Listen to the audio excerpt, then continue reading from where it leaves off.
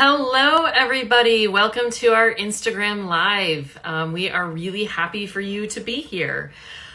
So based on your request, we are going to be talking about a really important topic, and that is forensic exams. It's often referred to as rape kits as well. And so we have an incredible guest today who's going to be joining us. And so let me add her now. We got it. All right. It's always All fun. right, we figured it out. Tech stuff is so much fun. It is. Well, hello, Leah. Thank you so much for joining us. Hi, thank you so much for having me. This is great. I'm really excited to have this conversation. Fantastic. So before we get started, we're going to do some introductions. So I am Tracy DiTomasi. I am the CEO of Callisto. And at Callisto, we believe in the power of connecting survivors of serial perpetrators. So we built technology that allows survivors to securely and confidentially find others who have been harmed by the same person without having to come forward publicly. And we know that the current systems can be really overwhelming and re-traumatizing. So our tools give survivors a way to safely connect, process what happened, and explore their options, whether or not they choose to report. And so one decision that survivors make following a sexual assault is whether or not to have a forensic exam or a rape kit completed. And since many of you in our audience have had a lot of questions about rape kits, we are so grateful today to be joined by Leah Helmbrecht, a sexual assault nurse examiner, which is also called a SANE, and she's going to help us understand this important topic so much better. And so before we go any further, and I let Leah introduce herself, I do want to offer a content warning. Because we are talking about rape kits, this may be a little bit more graphic than we typically do on our lives, so take care of yourselves. This will be recorded, so come back to it if necessary, but take care of yourselves and just know that this could be some really hard content to process. So Leah, thank you so much for taking the time to join us. And could you share a little bit about yourself? Yeah, absolutely. Well, my name's Leah Helmbrecht. I'm a forensic nurse examiner and sexual assault nurse examiner. So I work with patients who just experienced anything from domestic violence, strangulation, to sexual assault, to human sex trafficking. And I've been doing that for about 3 years now. I've been a nurse for 14, but doing SANE work for 3 years. And I work in Denver, and I absolutely love it. It's, being a nurse for 14 years, I've gotten to try out many different specialties, but I can say that this is something that feels very meaningful, the work, and I absolutely love it. Yeah. Well, great. It's such important work, and I'm sure it's so hard, but I know that so many survivors and victims of sexual assault need you. So thank you so much for doing the work that you do. So we have some prepared questions, but also want to make sure that we get to some time at the end for those tuning in. So if you have questions for Leah, please submit them using the question bubble on the bottom. So there's a little chat bubble with a question, submit them there. If you put them in the chat, we'll try to grab them, but we might miss them if they're in the chat. So the first question is simply, what is a forensic exam and who is eligible to have one? Yeah, I think there are so many questions surrounding what a forensic exam is. I think a lot of people think that it is just evidence collection, but it encompasses so much more than that. So what it really is when somebody comes to see me for a forensic exam, I'm a nurse first. So what we want to make sure is that this patient is mentally and physically okay. We want always that before we go into anything evidence collection based. So once we can make sure that physically, mentally, they're okay, then we can make sure that they know about their reporting options, because this is all part of the exam. This is making sure that they realize they don't need to talk to police if they don't want to. And certain states have different reporting options. Also, on top of this exam, it allows me as a nurse to look them head to toe and make sure that there isn't anything concerning that maybe they can't see that I can. And that maybe I would want to go get a doctor to assess. On top of that, we do evidence collection.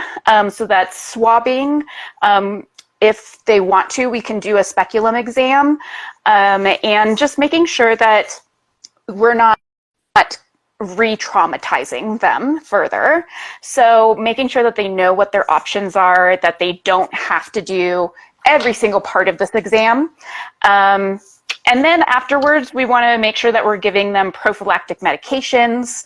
That's a big part of it as well, because we want to make sure that we're, really covering that, the medical part of it as well. What do those medications do for those who may not know? Yeah. So we want to make sure we're covering the 3 main STDs, which are trichomonas, chlamydia, and gonorrhea. And those can be taken at any time. We also cover for HIV prevention, which is called a medication called NPEP. It's a 28-day medication. It's 2 pills. And that's to help prevent HIV should the assailant have had HIV. We also, our hospital, we provide Ella. So some hospitals will provide Plan B, some do Ella. We just feel like it's more effective, and because it doesn't matter where you are in your cycle, it has a higher threshold for weight. We prefer to use that one.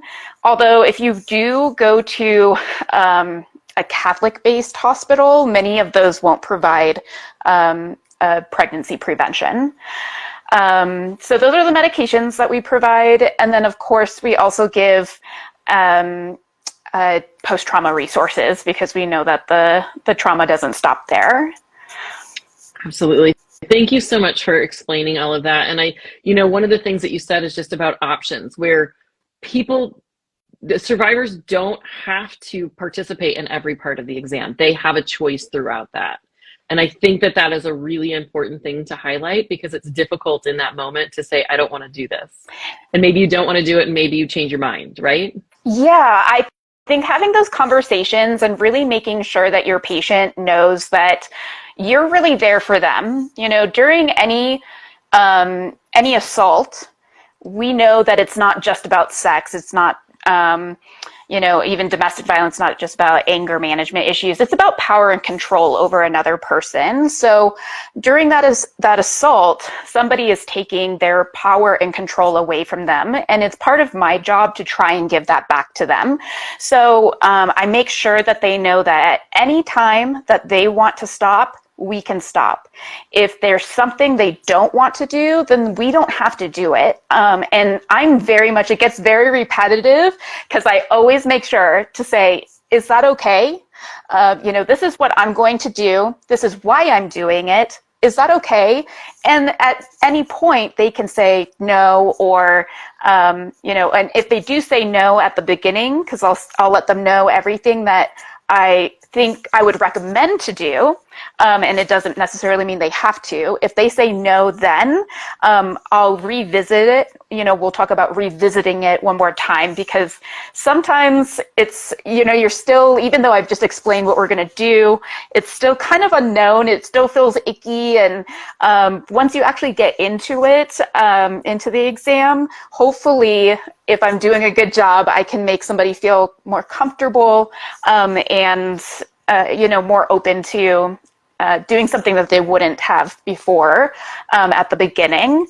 So and I think a lot of that is surrounding just feeling more comfortable actually knowing what's happening, having an understanding. Yeah, absolutely. I mean, I think we do the same thing at Callisto. It's every step is the survivor's choice. If they don't want to connect with the other person, they don't have to. If they don't want to talk to an LOC, if they've matched, they don't have to. If they want to delete their account, they can. And I think that to all of our audience, it's important to being trauma informed. One of the most important things is giving choice, because just what you said, that is so often taken from survivors. And the more that they can give that back, especially in that first moment of getting that forensic exam done, is so incredibly important. So again, I'm Tracy. I'm the CEO of Callisto. We're here with Leah, who is a SANE nurse, and we are talking to her about forensic exams. So there is a lot of content warning. We are talking about sexual assault. So please take care of yourself as if you've just come into the chat. So Leah, my next question for you is, what is a SANE and how does a survivor find a medical facility that has one? Yeah, so a SANE is a sexual assault nurse examiner, and it depends on what state you're in and what the requirements to become a SANE are. Majority will require that you be a nurse for 3 to 5 years prior to becoming a SANE, but some have less requirements. Then from there, you take a program, a SANE program, and it can be either be online or in class. You complete in-class clinicals, and then you start working as a SANE. Now, some hospitals have their own programs, so they will actually have nurses that don't have any training in it come in and kind of start from scratch and doing that work. SANEs can also work a variety of different positions. So whether it's part-time, PRN, so that they're just on call and get called in per case, or if they're actually in the hospitals. In order to find a SANE, I think probably one of the easiest ways would be calling the National Sexual Assault Hotline and seeing if they can look up, which hospitals have a SANE. Or you can call the police departments, even if you don't want to report a sexual assault, you can just call them and say, hey, I just want to go in anonymously, but I don't know where to go. And they can point you to where people will typically go to get a kit done. You can also Google any advocacy groups, local community advocacy groups in the area, and they will definitely be able to let you know where to go. Now, it's difficult because we're not everywhere. I think we definitely should be everywhere, but especially out in rural areas, there's a lot of times there aren't actual SANE nurses. Also, even for it being the Denver area, and it being a large metropolitan area, there are actually only 2 main hospitals here that will do it now, because one of the other hospitals shut down their program because it didn't bring in enough revenue. So it's very it's tough because sometimes people will walk into an emergency room expecting to be able to have one done, and then they get turned away and said that now you have to get back into your car and drive all the way over to this other hospital. Or sometimes if they're out in a rural area, you have a nurse that's like dusting off this binder and having to like read the instructions on how to do it. And that's also not very therapeutic.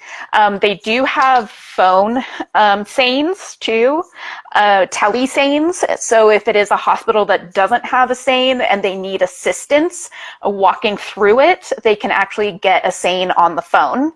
So those are some possibilities of where SANE nurses work. Also, you can possibly sometimes find them at family crisis centers or even at some advocacy centers as well.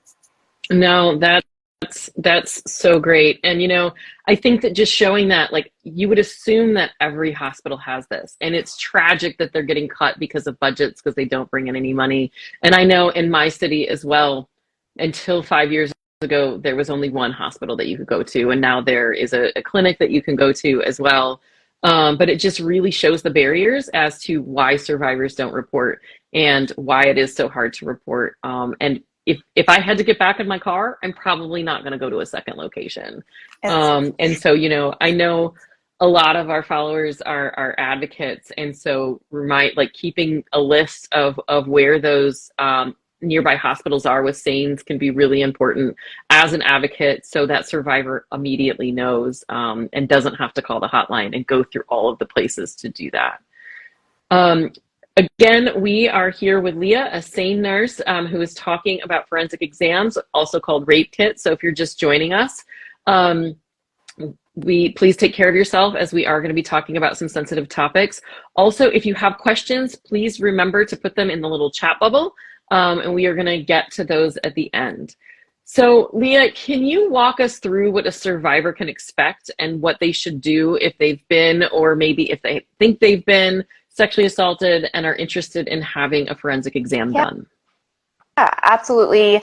I think when somebody is, whether you were just sexually assaulted and you've just got away, or let's say it could be something called a DFSA, a drug facilitated sexual assault, to where you have this very large gap, memory gap, and you've woken up the next day and maybe you don't have your clothes on, or maybe there's something that's indicating that something happened.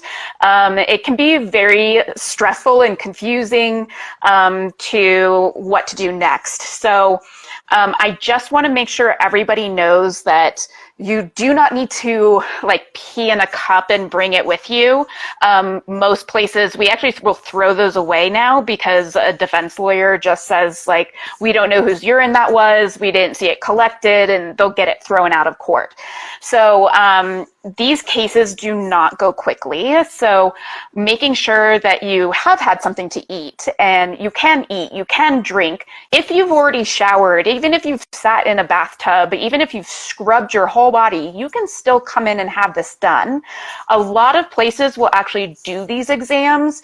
Mostly for post-pubescent up to 5 days, but even my hospital does them up to 7 days post-assault. And for pre-pubescent, so we're talking about girls who haven't started their periods yet, or boys typically 12 or younger, we will do them up to 3 days post-assault, or 72 hours. So within being in those timeframes, people have been drinking, eating, peeing, all of the things, and they can still come in and have an exam completed. So let's say you've woken up or you realize it's finally like, oh my gosh, this just happened. And sometimes it takes some people time to realize it because it's such a shock that somebody would actually do that to another person, or that it would even happen to you, because we never think that things would happen to us. We just, like that's just something that happens in the movies, or something that I hear about in the news. And so it's a real big shock when you finally realize it. So I think if you have the clothes still on that you are wearing, you can come in with those on. If you are like, I need to get these off of me, that's totally fine too. You can take them off, put them in a bag, and bring them with you. With clothing, I always like to tell my patients, if there's something that you don't want to give up, you don't have to give it up. Many times you won't get those items back. And I think it's really important for people to realize that, you just had that power and control over your bodily autonomy taken away from you. We're not going to allow this person to take any more. So if that was your favorite sweater, if that was your favorite outfit, that can still be your favorite outfit. We're not going to allow them to take that from you. I think the most important part would be maybe bringing your underwear, giving your underwear if you're okay with that. But there are many, many reasons on why people wouldn't want to give their clothes up, and it doesn't skew our view of, is somebody telling the truth or not? So with that being said, you come in, a lot of times there's only one SANE nurse. So making sure that either you're bringing somebody with you, you're bringing a book, something, just in case there might be somebody ahead of you, because these don't go quickly. Even when you start a SANE exam, it can maybe be 2 to 3 hours just to complete the entire exam. So making sure that, this is a good time for you. Again, we do these up to how many days. So if you feel like you don't have time to stay for that long, maybe coming in another day too. And that's the other thing, is we never put evidence collection above a patient's needs. So once you get in, hospitals should be making anybody coming in requesting a SANE exam, priority to get a room. They should not be sitting out in the waiting room. So if you are someone who's working in a hospital, and that's your, something that you guys do, making sure that you're making this patient feel like what they're coming in for is so important, and making them comfortable and getting them away from, kind of the hustle and bustle of an emergency room is super important. So once they're in a room, they'll call in the SANE nurse, or they'll talk to a social worker first. It really just depends on that hospital. Once I get called in, I'll go in and talk to the patient. I always re-go over all of their reporting options.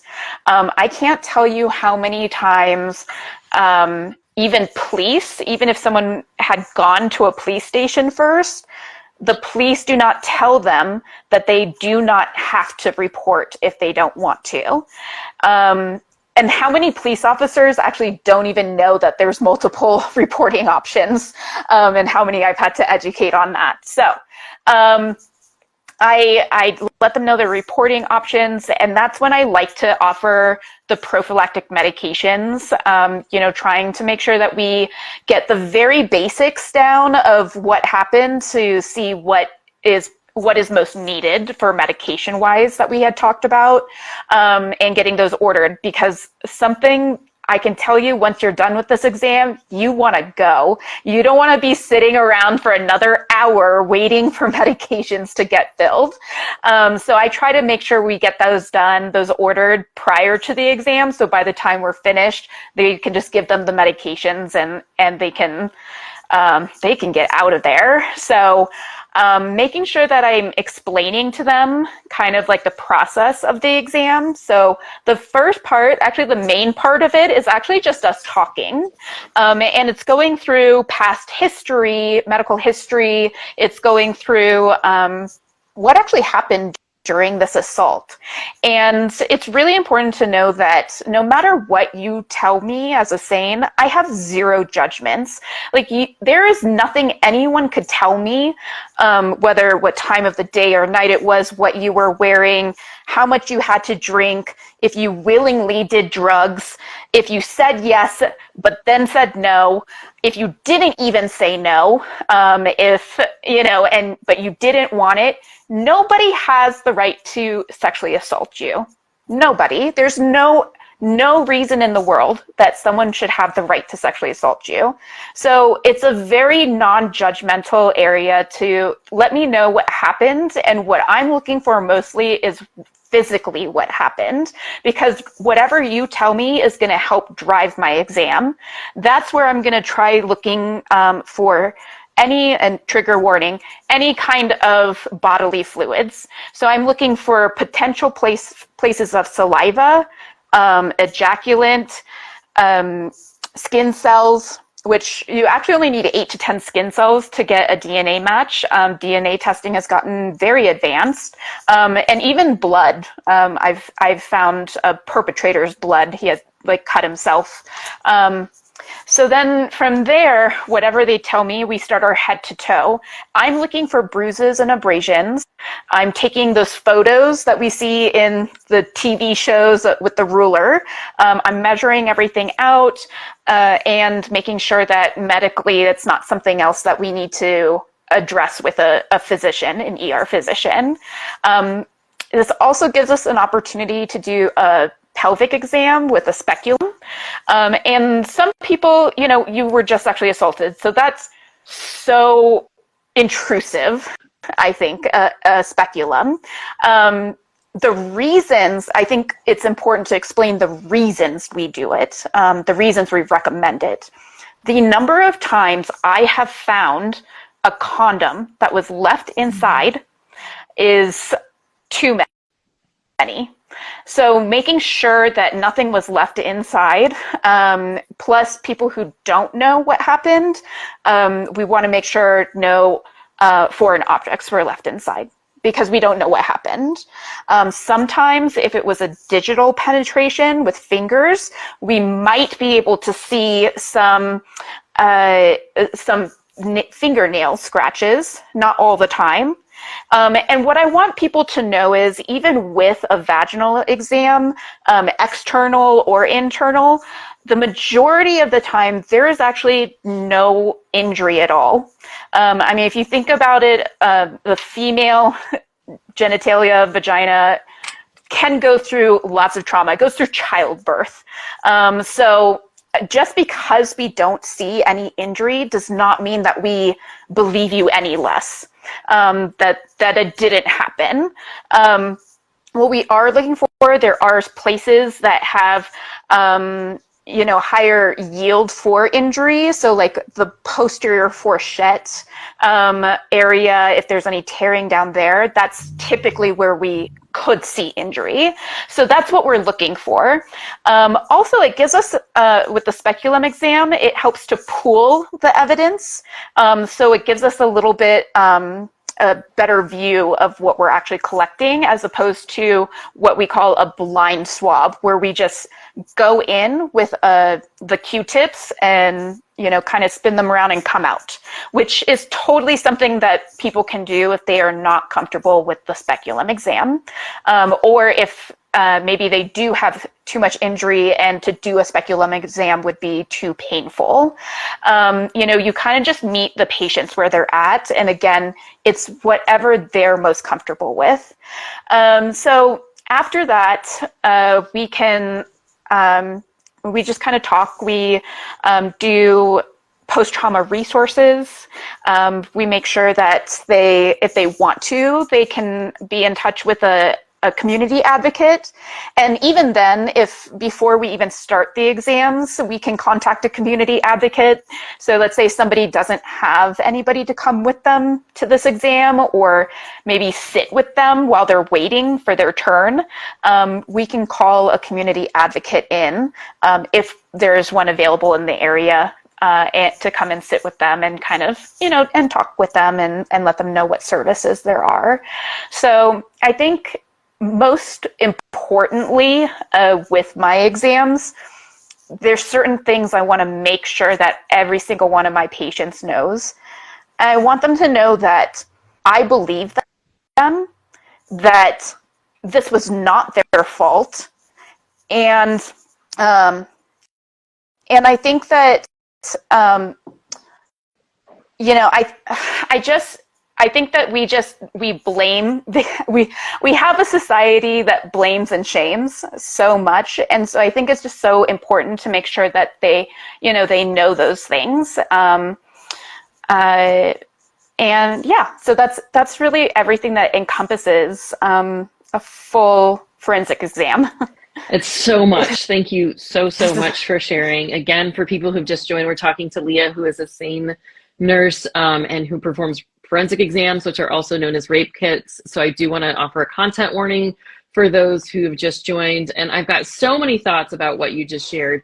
We are at the half-hour mark, but we've got a lot of engagement, a few questions. Are you able to continue for a little while longer? Yeah. Okay, absolutely. Great. Yeah, there's a lot of folks that have got some questions. And just as a reflection for a couple of the things that you said, you're just reinforcing the patience that is needed to be able to go through this process for the SANE, and how they're trained so much differently. And one of the things you said about realizing that how long it takes for people to realize that they've been sexually assaulted, because so many people have a different image of what sexual assault is, and it's not by somebody that they know and they trusted for most of the night or maybe years. And it's waking up and finding somebody that you trusted has violated you, has assaulted you. And it might take some time to figure that out. That is very, very typical. And so if that has happened to you, sometimes it takes years to figure that out, not even just a couple of days. And, you also said that sometimes there's not necessarily an injury to the body, but a great Callisto supporter and a good friend of mine, Jess Michaels, always says that sexual assault is an injury. It's an emotional injury. It's a psychological injury. And what you're dealing with just by not having somebody come into, sit in the waiting room, is dealing with that injury as well, all at the same time. So huge kudos to you and your team for doing this work all of the time. Again, we've got a couple of times for questions. We've got a few ones that are in here. If you have any additional ones, please put them in the little chat bubble, and we're going to try to get to them, even though we are almost out of time. So, what do you do to take care of yourself so that you don't take your work home? Because this is so much to take in. Oh, I do take it home. I take it home all the time. I think in healthcare, we see things that are traumatic all the time. And so what I try to do, I mean, I definitely have a therapist. I think anybody who goes into healthcare in general Same. should have a therapist because, I mean, a couple of reasons, because sometimes it's like really hard to understand how a person could do this to another person, and really kind of just like break down those walls of like trusting others around you, because like you said, so many of these assaults happen by people that you know, and that you've trusted. And so I think, yeah, just having that therapist, making sure that you're taking time for yourself, realizing that this wasn't your trauma to bear. But if you do need to talk about it, having that therapist to talk to and not trying to spread that vicarious trauma to others around you. I find it really difficult to not talk about it, just because there are so many misconceptions out there and so many judgments. And one of my problems is that when I hear someone say something pretty ignorant to the topic, I feel like it's my duty to correct that. So yeah, it's difficult. So I sometimes even just like spacing off and like, what did I just see? It's like, hey, do you want to watch a 10-hour movie? And it's like, no. It's like, how about 10 one-hour episodes of a TV show? I'm like, oh yeah, I could be down for that. So, sometimes it's just taking a day, and I'm very lucky in the fact that, I don't have kids that I have to take care of. Like if I want to spend a day and just completely space out, I can. I also find that traveling really feeds my soul, and so I host international group trips now, because I found that there's so many people that I'm so used to traveling solo, but there are a lot of people that don't feel comfortable, or they would rather travel with people. So I've actually started hosting international group trips, and it's so much fun to meet people and, really connect on those trips. So that's kind of what I do. And I've got my dog, and who's like, I mean, she's going to live forever, right? So of course she is. Of course she is. Yeah. So just getting out. I live in beautiful Colorado, so going out for hikes and getting out into nature, and that's how you do it. Yeah, that's so great. A therapist is so important, and I can watch shows all day and never a movie, so I fully can relate to that too. So another question that we got is that, can evidence from a rape kit prove that the encounter was assault versus consensual sex? That's a tricky one. No. I mean, there's so much more than just evidence that goes into it. And I think that's why we only have a 2% conviction rate of sex assault in this country. It goes, in order to get a conviction to prove in a court, you're not only going to need the evidence, but also a jury that is, I think they have their own ideas. I think especially within juries in general, in the public, they really struggle with, I guess, sorry, let me restart that. We always hear things that are like, well, I don't want to ruin this person's life if I'm wrong, and sentence them to how long, or, a jury would rather not do that. Or it's easier to believe that somebody is lying than to realize that like this actually happens.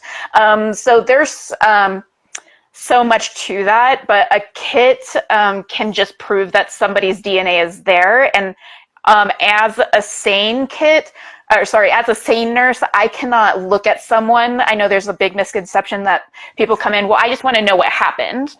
I won't be able to tell you that. We can do this evidence collection and take some photos.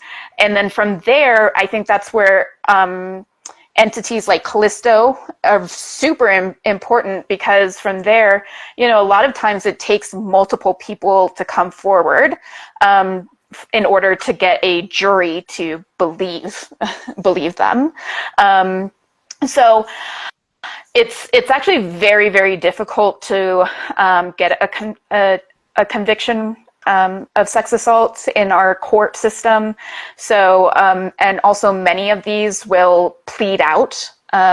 So a lot of them won't even ever make it to court. Yeah, wow. And I just think about the concept of DARVO, which is how offenders reverse things. And so DARVO stands for deny, attack, reverse, victim, and offender. And that's a tactic that offenders use to make them seem innocent. And that's all what you described. And so it's unfortunate that it can't prove consent, but it's still it can be really, really helpful too. And so thank you for answering that question. I think we've got two more questions and then we're going to wrap up. I do have one more thing to add to it. I don't want to make it sound like rape kits are like they don't mean anything. That's not what I want to get across. I think that they are very necessary to the criminal justice stepping stool. But what I do know is that even people who come forward and they don't report, there are some states that will still, you can have a kit done and have the kit run, but you don't actually have to talk with law enforcement. Now that just depends on the state.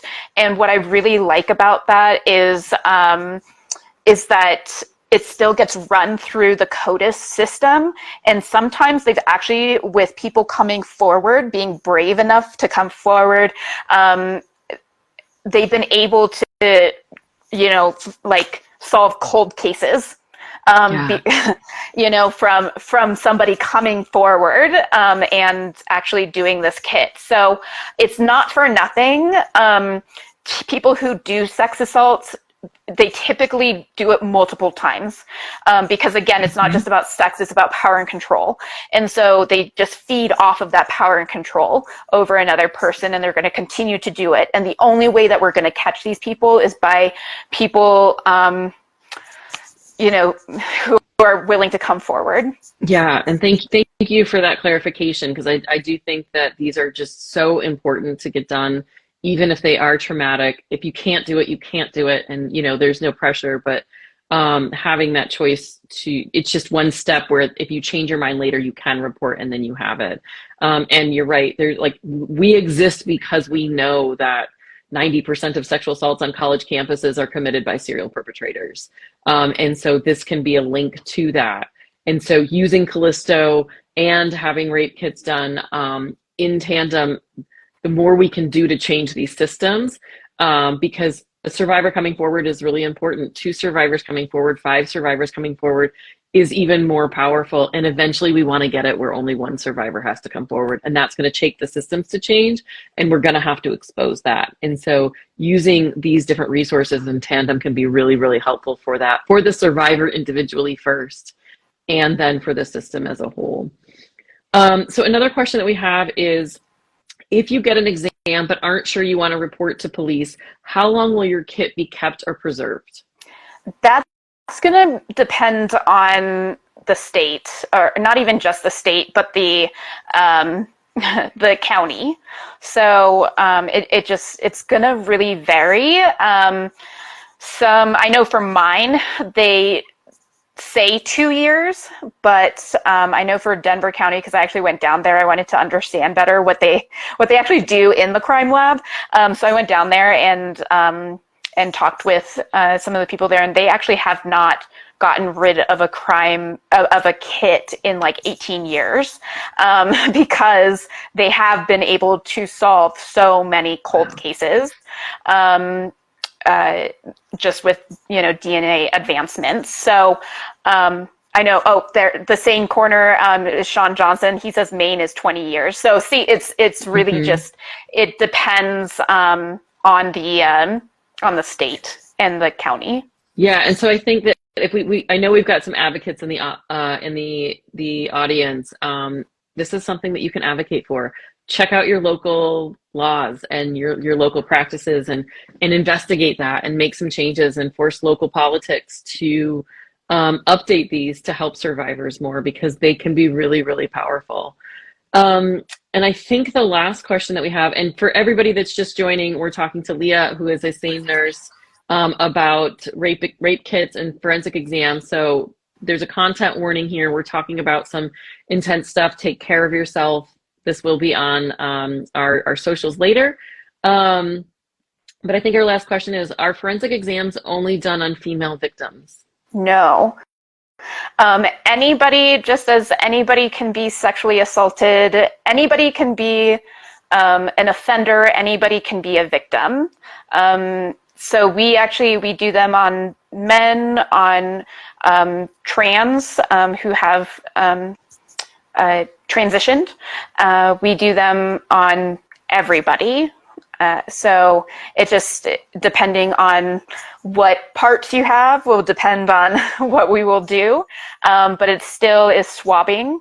And yes, 100%. We hope that more men feel comfortable coming forward because I know that there's so much stigma around that male victimization, and we just want them to know too that we believe them as well.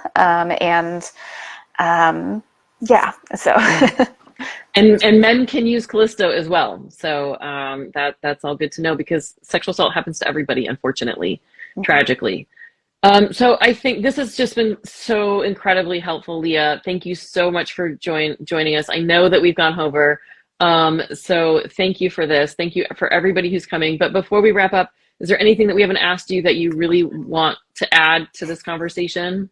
Yeah, I think that, just kind of going back to, we live in a country where we victim blame, shame, and don't believe. And as if anybody who's watching this, I just want you to know that if you have somebody in your life who comes and tells you that they were sexually assaulted, sometimes you might be the only person in their life that says, I believe you and this wasn't your fault. And I'm so sorry that person did this to you. It's not, I'm sorry this happened to you, because it didn't just happen. Someone did this to them. And sometimes that can be all of everything to them, to their healing process, to have at least one person that believes them. When it does come to somebody telling you that they were sexually assaulted, you do not need to know the details. Sometimes having them re-explain their experience over and over again can be very re-traumatizing. And so it's important that if there's someone that's important to you, simply them saying, I was sexually assaulted, is all you need to know. If they want to tell you more, they can, and you can let them know that you're a safe space if they ever wanted to talk about it. But honestly, just them telling you that was done to them is all you need to know for you to be there as their friend, and their support system. There's no right or wrong way to react after any kind of trauma. That's something for another discussion, the neurobiology of trauma. So it doesn't matter how long it takes you to come forward. It doesn't matter, if the person that comes to you is crying or laughing or hysterical or pacing back and forth, or just like pretending like, it's not a big deal. It does not make it any less believable that this happened to them. And yeah, I think there's so much more that our just community and society in general really needs to know about this topic that cannot be encompassed in in one live. Yeah, I hope that people do continue to kind of jump into that education of sexual assault. Well, thank you so much. This has been so helpful. You're right. There's just so much more information that I'm sure you and I could talk about for forever. And so thank you again for joining us. For anybody interested in learning more about Callisto, please follow our Instagram page at Callisto. You can check out our website at projectcallisto.org. If you have a .edu email address and you're in the US or its territories, you have free access to our services. And so please, feel free to use that whenever you feel that you need to enter into matching to see if your perpetrator has assaulted somebody else. Also, I know that there might be some other SANE nurses watching. If you want posters or anything for your clinic to let people know about Callisto, we do have an online toolkit. Also DM us and we can provide you with other information if you need that, or a training on our system as well. Leah, if people want to learn more about forensic exams, where can they find more information? Yeah, I'm always trying to put out content on my Instagram at Off the Clock Nurse, or TikTok, Off the Clock Nurse.